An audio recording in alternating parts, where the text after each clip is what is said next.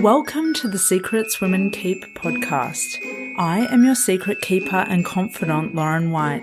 I'm a qualified counsellor and sexologist, facilitator of all things turn on, author of Permission, and a witty, highly intuitive lounge room dancing introvert. I help you as an exceptional woman in entrepreneurship to see, love, and trust all the parts of yourself, especially the unseen. Let's pull back the curtain, light the candelabra, and lift the veil. These are the secrets women keep. Hello, and welcome to the Secrets Women Keep podcast. I am your host and confidant, Lauren White, and today we have an extremely excellent guest. Her name is Crystal Davis. She is the ultimate disruptor. She made her first $1 million sale in 2004, at age 21. She is a Guinness World Record Holder for endurance cycling and the only bespoke world record designer for brands. She is the ultimate legacy maker, generating over 10 million plus, and I'm sure it's even more than that by now, in revenue for clients and companies and turning thought leaders into historical figures within their own lifetime. To be clear, certified world records are the ultimate peak in unique, powerful brand proof that help business owners shape the future of entrepreneurship while writing their own name in the history books. Oof. Crystal entertains an active international following of 4+ million through her writing, speaking, and guest appearances. And her world records are featured all across the board. We're talking HBO, ABC, SBS, Sydney Morning Herald, one of my favorites, and Elephant Journal. Without a shadow of a doubt, her clients become the ultimate example of elite success that can be handed down the generations. Deep breath. Crystal, welcome to the Secrets Women Keep. Now I'm going to live up to the bio. The pressure. No pressure. Yeah, no, thank you for having me. I'm so excited to talk to you today. I'm pumped. Yes, we are going to have a lot of fun, and I'm so grateful you're here. We are speaking in different time zones. I'm in Australia. You are in Italy, where you live and play and work. And can you tell us before I ask anymore, can you tell us a little bit about what that is like, being an Aussie living in Italy? Listen, it's not for the faint of heart. That's what I'm going to say. Starting the day with coffee and cake, I'm here for that part. That is really good. But yeah, I'm a single mum and I live in a very small village. And I'm the only foreign person in my village. I'm the only person that speaks English. So it's definitely been an immersive experience, let's say that, and been here through the pandemic. So I've been here about 5 years now. Yeah, I mean, I think it's like with anything, visiting a country is very different to living there. Yeah. And when you're an expat or an immigrant, I don't even know why we have different words for that, a person living in another country, you definitely get to see the underbelly of a country and the cultural differences and stuff. So I'm always on my toes. But, there's parts of the lifestyle here that are so gorgeous. Like there's a daily nap. Non-negotiable, people. The shops will shut from 12 till 4. Everybody is asleep. Don't even come for me. We are eating and we are sleeping. So that's really beautiful. And the food is just incredible. I live 20 minutes from the best pizzeria in the world. It's been voted that multiple times. So I'm no complaints. It's a baptism of fire being a single mum, giving birth in another country where nobody speaks your language and stuff. Yeah, whole nother level. Wow. So yeah, I mean, it's my own fault. I'm so adventurous. I wouldn't have it any other way. I can't have a boring life. But yeah, it's ups and downs, like with anybody living in another country and away from your family and all that kind of stuff, especially during the pandemic. I think that really brought home the distance. But we've been home I'm from Tasmania, so all my family is still back in Tassie, which is about as far as you can get from where I am. I don't think you can actually get further. Maybe Antarctica. Yeah, Antarctica would be the furthest, but let's not turn this into a competition. And you are the furthest you can be. It's like a 2-day trip there. So, yeah, but we've been back. We went back for Christmas and went back for Easter. So that's been beautiful. But, having the two, pandemic aside, having the opportunity to live in 2 different countries, I think is something exceptional, and being able to take on a second language, all this stuff, I think is just enriches life. Yeah. Yeah. And one of your previous businesses was it around being a digital nomad? Is that, can you walk us through, was that your first business? Yeah. So my trade, I suppose, is in sales coaching. So I've been doing that since I was about 18, 39 now. Don't be counting the wrinkles, but it was a long time ago. So 21 years since I started coaching. And then, I worked for a corporate and did a lot of good work there. But then I was diagnosed with stage 4 endometriosis and had surgery for that. And just, I think that was the wake up call that I couldn't go back to a job. I've been unemployable since then. Yeah. So what could I do? Started a coaching business of my own and traveled the world. So I was a digital nomad, and I was coaching other digital nomads to make kind of real cash, not just side hustles, but real money. And did that for a long time till I fell pregnant. So then settled down here. So I've been coaching sales and income and all of that kind of stuff for 21 years. Wow. Okay, there's more nuance in this. Crystal's being very humble at the moment. There's more nuance, or I have questions. The first question I have is, what meaning do you make of your stage 4 endometriosis looking back? Oh, my God, nobody's ever asked me that question. What a good question. Well, first of all, I was completely ignoring my physical needs. And even my soul needs, because when I had this surgery, I mean, I'd been sick for a long time and I was just pumping in the painkillers. I had an open script for stuff that I'd be on the floor now. But to even get up and go to work, I was, full of prescription painkillers all the time. And that brings its own problems. So I was always unwell. But I just ignored that and went to the pub on Fridays and, did the whole corporate life. And then it got to the stage where as we all know, that's got a time limit. So it got so bad that I had the surgery. But that was absolutely a blessing, because when I woke up from the surgery, it's still one of the clearest memories I have, waking up from the surgery. And my surgeon was so excited because I had been told multiple times, there's nothing wrong with you. Endometriosis is so hard to diagnose, especially without surgery. Almost impossible. You get very lucky if it's diagnosed without a laparoscopy or whatever.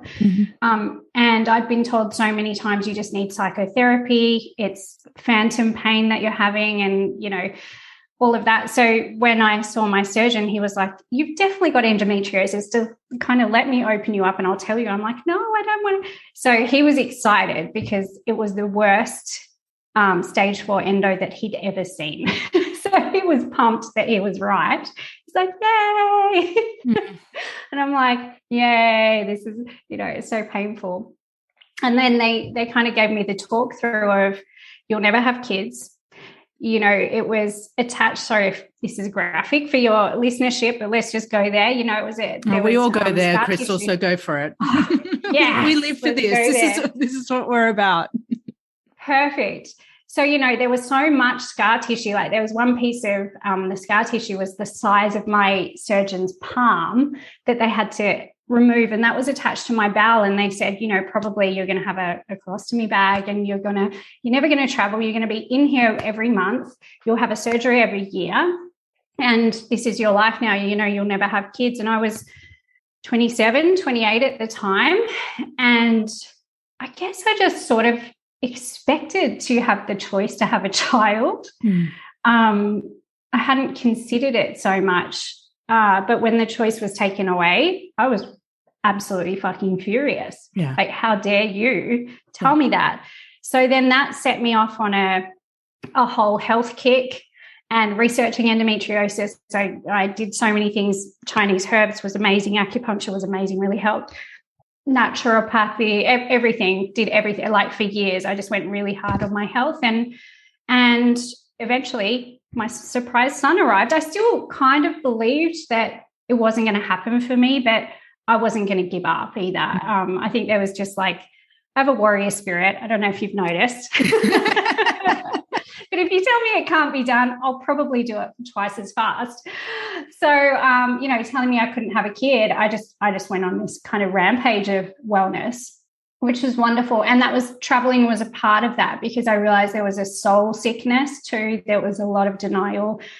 In corporate, I'd watched people travel every year to Europe. That was the thing you did. And I never went because I just kept getting promoted. I kept working really hard, and I want the next thing, and I want the next thing. And I went into project management and stuff, and you couldn't really leave, or someone would have your job. And I was always the youngest person promoted everywhere because I wanted it so badly. So I never let go, and I hadn't traveled. So the travel thing, the digital nomad thing was a part of that wellness journey as well, ticking off the bucket list and doing that kind of stuff, really living. And I definitely credit that to my body being able to get pregnant from there and carry my son, excuse me, to term. So it's been quite the ride. And in there, I decided to break a Guinness World Record. So just quietly in the middle of that, I think it just folds into the story. It just slips into a little nook there. Yeah. It was funny because I had started feeling well, and I have friends who have a lot of world records. So for them, it's normal, right? And I felt I've got a good friend, he's got 9, maybe 10 now of physical world records where he rides different non-motorized transport. He has this whole project, and I sort of watched how into it he got, and how he, this thing consumed him, and then he had something at the end of it. And he always used to say to me, but the world record doesn't mean anything. And I'm like, but I think it does. Underneath all that, probably when you get to 10, it doesn't mean so much. But the first one must have meant something, or you wouldn't keep doing it. It's not easy to hit a world record, right? And I was like, I need to know what that's like for me. But now I know even better that he's lying, because you don't do a world record by accident. It is so intense and so difficult, so admin heavy. I mean, the evidence, the weight of the evidence you need to provide to say you're the best in the world at something is intense too. You can't, it's not just like, hey, here I am. But if it's a physical world record like I did, there's GPS coordinates, there's witness statements, there's witness books. Like, you get checked in, there's you're tracked the whole way along. So you report every day. I had to record 2 minutes of video for every single hour that I rode on the road. So, and submit all of that before they would even look at it. So I know how hard it is to become world-class, just in terms of you have to really want it. But yeah, for me, I sort of watched him doing that, and I felt like that was the next evolution of proving my body was capable, and that I was going to prove to myself that I could be world-class at anything I choose. And in fact, I decided to go from, that place of, I was very vulnerable after the surgery, I was afraid to get on a tram and stuff. I wasn't able to walk upright for a long time because it was extensive. I'd never felt so small and human. And then I just wanted to get my power back. And for me, being who I am, it wasn't enough that I was just walking upright. I had to prove I was physically the best in the world at something that I had no right to be good at. Like, on paper, not an athlete, like, never. I think I've stepped into a gym twice. I was a dancer when I was younger, but I'd been behind a desk for, as we said, I've been doing desk jobs for 21 years.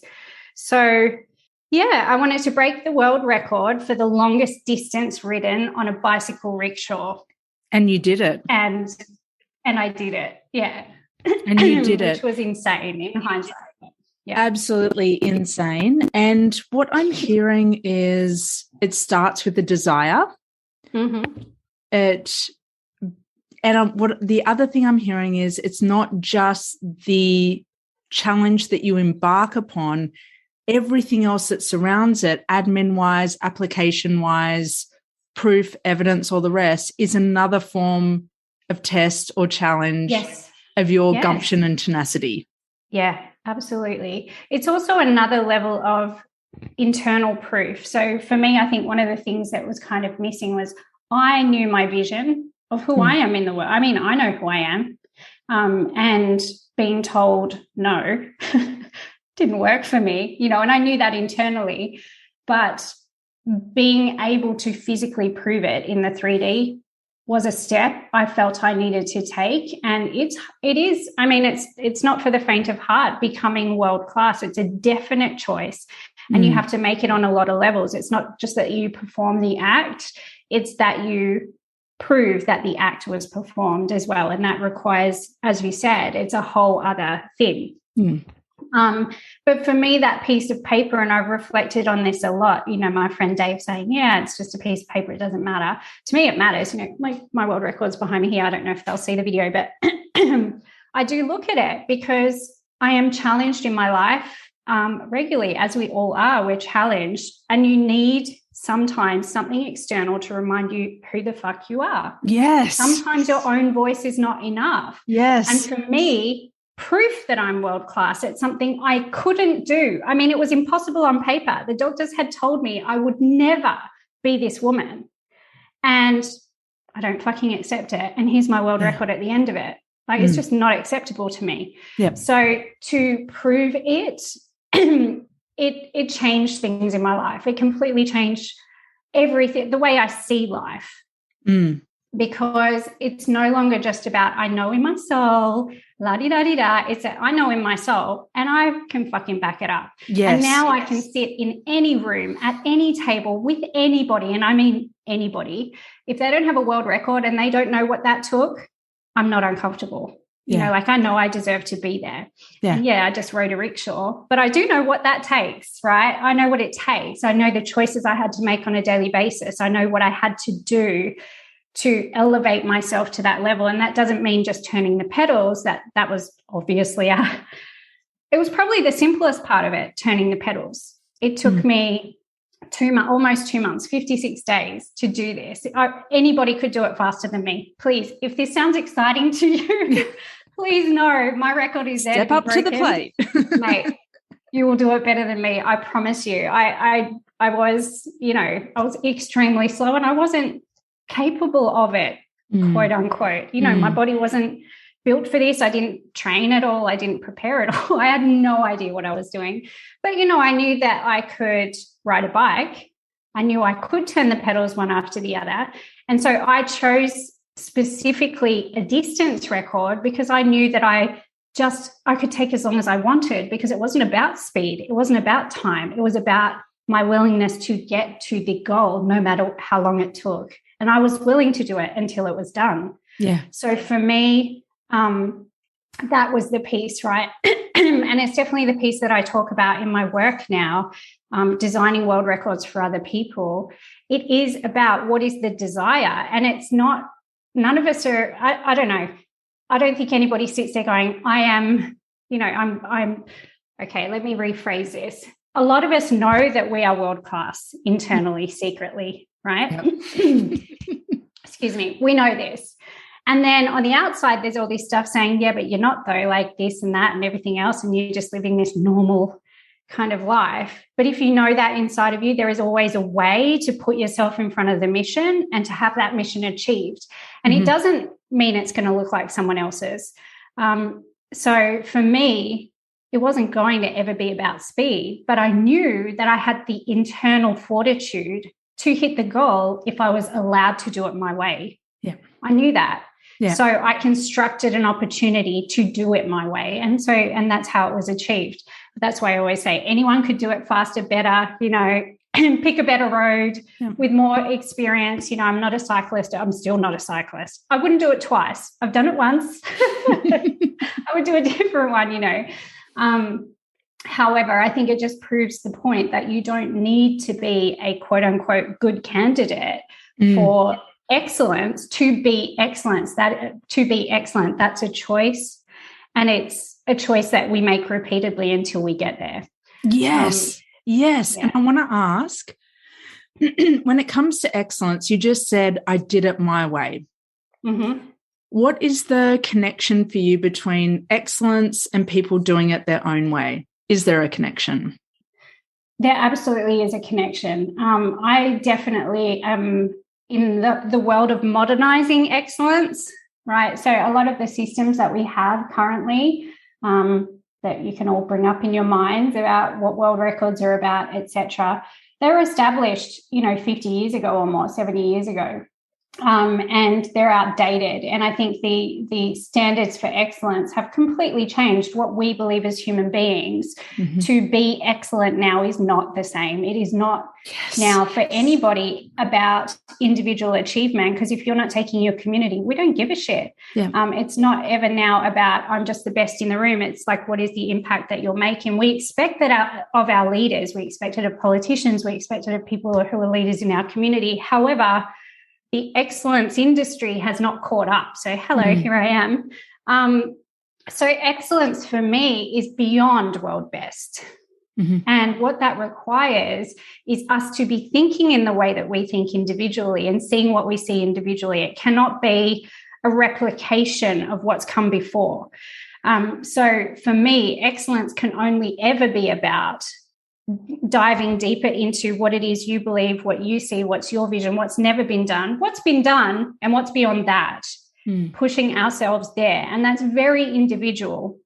And it's about leaning on the strengths that you have and the gifts that you've been given as a person, as a human being, as a soul, and leaning all the way into that and then pushing that to make it bigger.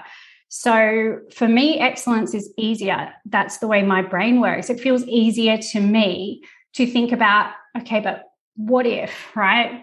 What's never been done? What's cooler than what's been done? Okay, that's been done. Yeah, that was cool, whatever. If it's been done, we're already a level ahead of that. Am I going to step into that level of where, okay, well, that's been done. So I'm standing on that person's shoulders already. They have done that work for me. But world's best, current world best or past world best being the beginning, and then looking further than what do I see? What's the vision that I have from that platform, not from underneath it, where I believe that I'm, not world best. I wasn't the person who set a record in that arena. Therefore, I'm below that. I don't see it that way. If it's been set, then anybody can stand on top of that and look further. And so that's the way I see excellence. If you feel there needs to be a change or you desire to stand in a particular arena, then we start with what's been done before. And look, that's a platform we look out from. It's not above, it's below. Yeah. We're already ahead. We've been born ahead of that. Yeah. So that's the world I live in. I think we play in a similar world. I think just we quietly. Might do. Yes. I think that's why we love I'm sitting here doing the bum shuffle, because I was a bum shuffler as a baby. I'm doing the movement, I'm doing the motion, I'm doing all the goofy smiles. And yes, I'm so here for this and I feel this. And you are such a visionary, and you are so, like, what I love and adore about you is your soft power.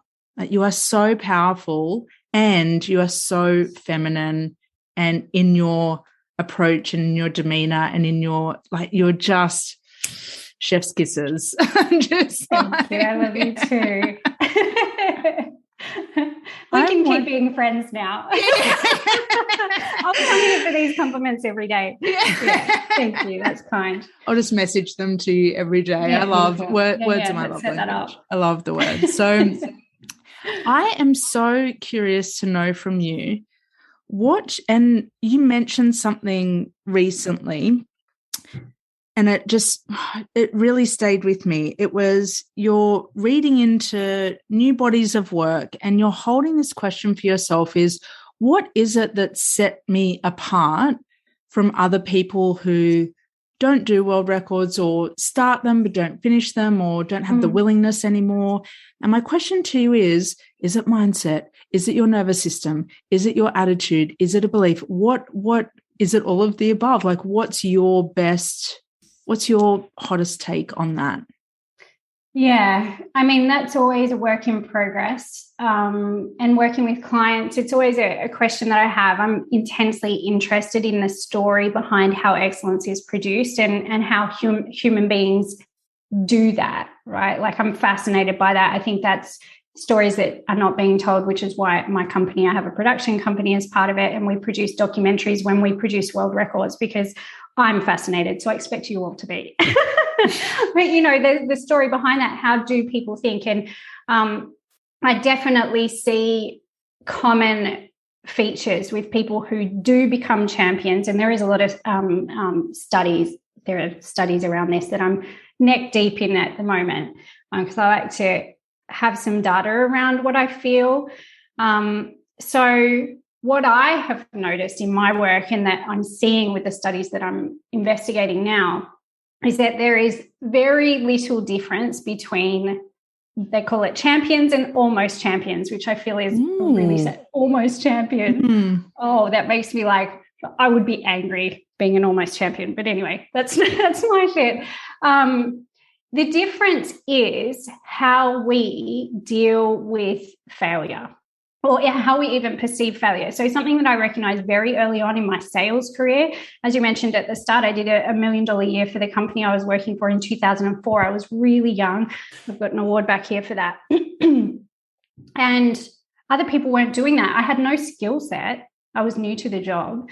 But what I did notice is no didn't bother me at all. I didn't see someone saying no to me as I have failed here. I didn't see that. And I worked for a telecommunications company in Australia, very famous, the most famous telecommunications company. And I mean, we were calling people at dinner time. They hate you. I mean, I was put on campaigns, and I asked to be on these campaigns that had a 1% strike rate, which means 1 in every 100 people we expect to say yes to a sale.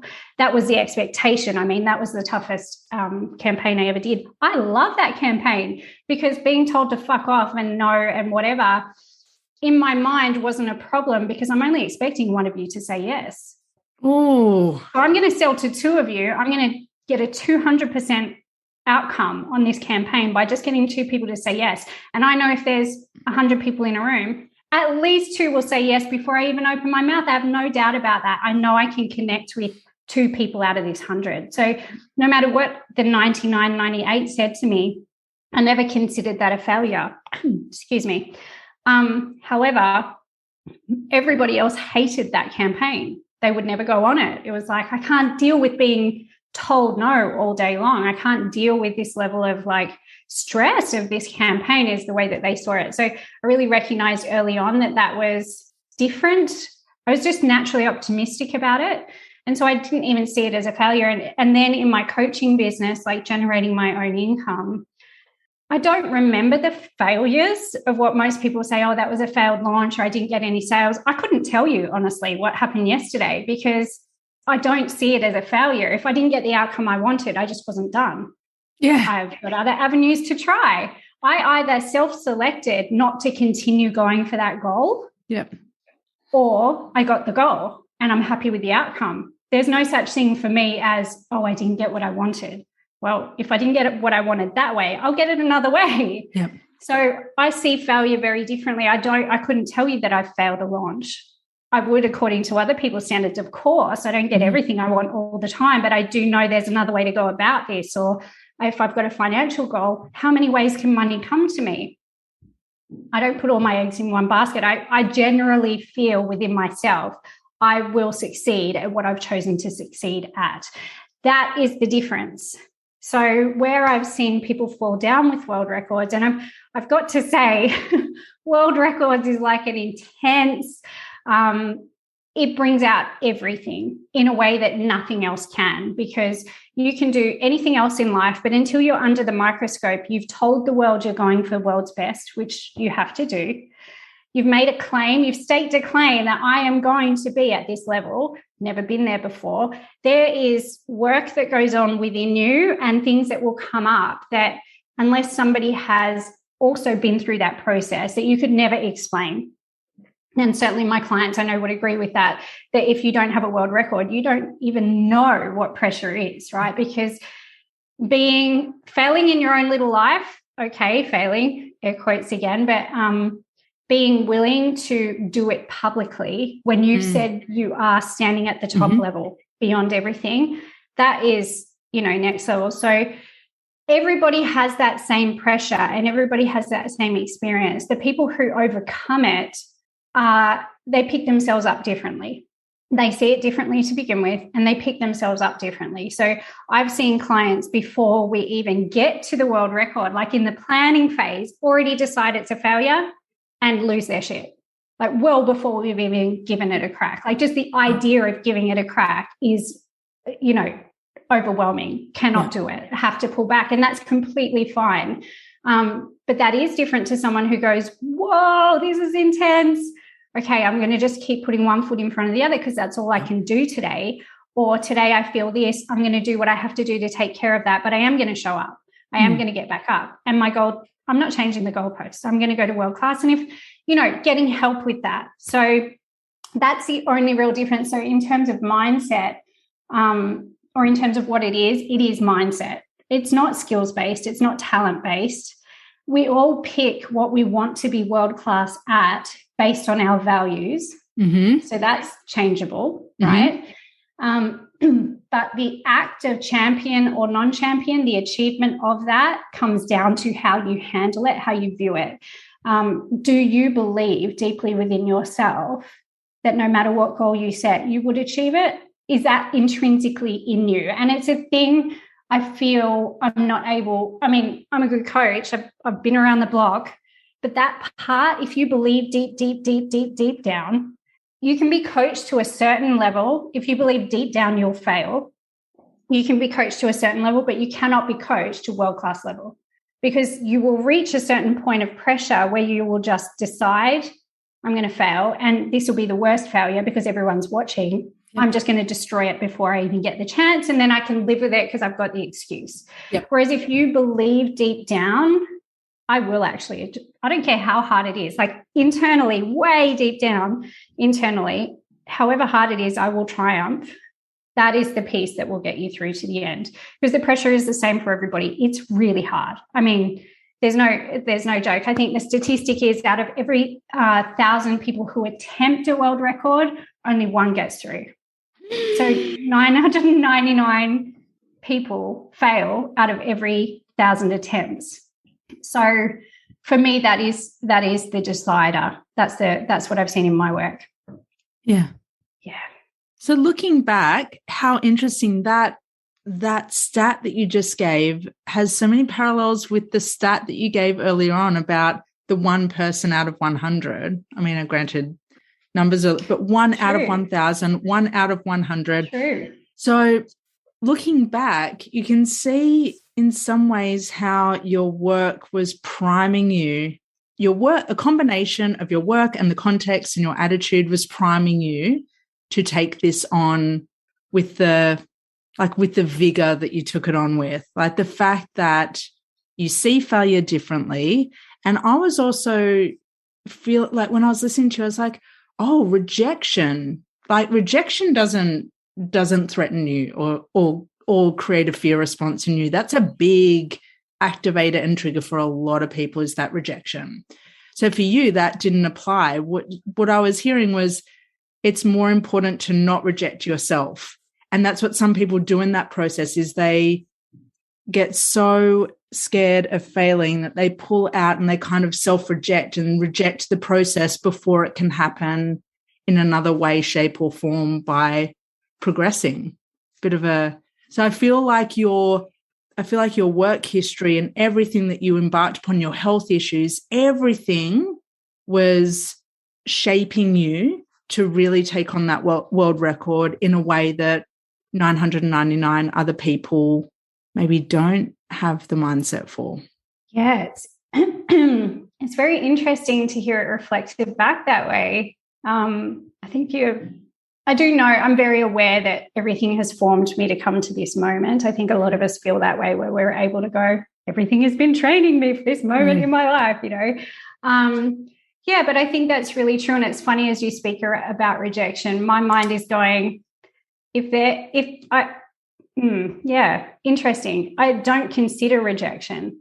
Like if I'm going to make a huge pitch, and you and I are in the same mastermind. So we're in a similar world where people are making massive pitches, right? And I think about a pitch I'm going to make, maybe it's $250,000 or a $500,000 pitch. There's no part of me that thinks they will say no. And I know that sounds really arrogant, but I wouldn't be making the pitch if I felt like it wasn't a thing that is going to happen. It wouldn't be in my mind unless I knew in my heart it's a thing. I wouldn't be making a pitch until I feel that way. So I'm not going around willy-nilly pitching everyone a $500,000 deal. Yep. I am deeply in the energy of, oh, we're doing this together. This is a thing we're doing together. Great. So there's no consideration for me that there will be a no at the end of it. It's just, how am I going to negotiate this relationship so that we're on the same page? We're in the same energy. But there's no part of me that thinks it's a no. And I think like also even knowing that statistically with that campaign, there was 99 no's out of 100, I just wasn't looking in that direction. So I didn't count the rejections. Rejection didn't occur to me. I was looking for the one yes, not looking at the 99 no's. So rejection doesn't exist in my mindset. It's not there. Like the word doesn't exist in my makeup. It just doesn't exist. Either I'm not aligned with what I'm doing or I'm looking in the direction of the yes. So, yeah, I think rejection is a really interesting one. I feel like I have, even at school and stuff, I had the same dramas as everybody, bullied all the time. I was in the cool girls group, but they were really mean to me. I was like the not cool girl in the cool girls group, right? So I copped all the shit. And the way I dealt with that, I just became very internal. And I remember saying to myself in grade 10, I will get through this year. I will be the person that I want to be. I remember having that talk with myself, even though everyone's being mean to me, which felt like the end of the earth, because it is when you're in high school. These people don't get it. Like I felt in myself, I had a physical talk with myself that I will achieve what I want to achieve regardless of the circumstances. And I feel like that really internalized from there. I remember that talk with myself really clearly because I was so sad. I was a little lonely, but I think that really taught me to be very internally self-reliant and believe that I was creating the outcome that I wanted. And the stuff that's going wrong around me was temporary. And that those people that were doing that, I mean, they're not my people. I have no interest in you being in my world. So yeah, you are in my world. I wish this wasn't happening. However, we're not going to be friends after school. This is this is not it. So I do think that was a gradual thing for me building that up. But I just remember feeling that way, generally feeling that way, even as a younger child, I will sort out what I want. I remember going for job interviews. I know I've already got the job. Why are we here? If I'm applying for it, I've got it. I never got a rejection. I just didn't see it happening. And I think that was the energy that people react to. And I do think that energy, that's something that you can cultivate. Yes. And that can lead you to, if you're in the right circles like we are, come hang out with us, guys. Yeah. We see stuff going on that's just blows my mind. People it's actually off the planet. There is stuff happening in our circles that is not happening on this planet and is intending to happen in space. So it is out of this world. Oh, yeah, we're doing space stuff, guys. I've got my space flight booked, people. So, but yeah, we are actually doing crazy stuff. But there's people in our world making $50 million deals. And, 2 years ago, I couldn't calculate those numbers, even though I've been working with millions for a long time. Yep. It's still, it's new. You've got to surround yourself with people who are doing things that are so outside of your sphere, so that you can elevate to that piece. But I do think the way you speak to yourself determines everything, because anybody, and I mean anybody, you do not have to be a candidate for excellence or world class or what you believe, have qualification. I didn't finish high school. Can I just drop that in there at the end? I do not have my high school certificate because I started working because it made more sense to me to work and learn at the same time. The school system I wasn't not able to do it. It didn't make sense to me. But anyway, from a qualifications point of view, find me one. I don't have any.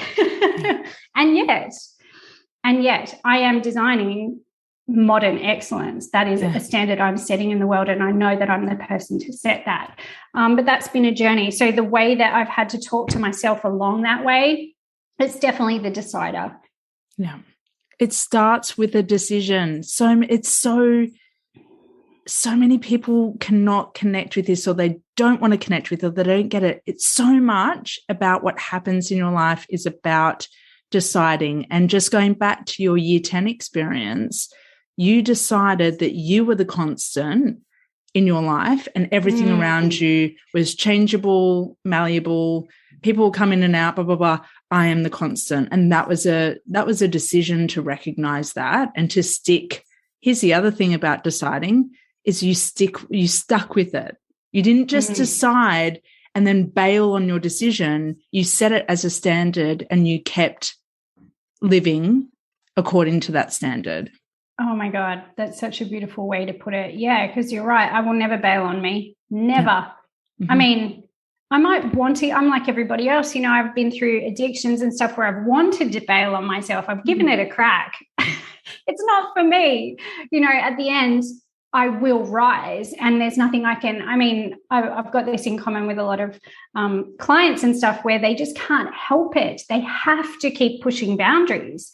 They have to keep going up and up. And like, we might want to give up, but we can't, because there's something in there that is telling you already, as we said at the very beginning, you are meant for something incredible. You have a vision that you're ignoring that is so beyond what anybody has ever done before. Yes. And that's why I say, like, qualification, none of that is an indicator of your ability to play at the highest level, at levels that have never even been invented yet. That's the end that my company play at. We create world records that are unbreakable because they're world first. No one can ever break a world first. Yeah. So I don't do, let's keep breaking the same record, which is the old system. I do what's never been done. Let's do that. And when it's a world first, that's the new level, right? And the next people get to stand on your shoulders. And to do that, all that's required is a vision. But I do think, reflecting back as well, a lot of my journey has been very solitary. Even riding that rickshaw, I knew I could rely on me. And I think one thing that is a beautiful full circle moment for me is that now I coach clients through that, and they're not alone. And that feels really special to me, because to have somebody support you through a journey that only someone who's done it can, I think that's the most satisfying part of my work now. Yeah, I love breaking world records. I like shaking things up, let's say that. But being able to be there for the person when they experience that world-class mindset work, and being able to reflect back that I know what that feels like and let's do this together, that is something that I cannot replace with anything else. So I'm super grateful for that. Yeah, and you are irreplaceable. And what you offer really is, it is bespoke, it is one of a kind. And I really appreciate when people have had an experience of isolation in achieving something, and this is actually a parallel between our two businesses, this sense of isolation in something and not wanting other people to have to do it the way that we did it or the way that we learned it, to know that there is another way that actually accelerates your growth, expands your mind, your vision, your attitude, all of it. And that's just such a gift that I think women in particular are that is where our generosity really shines.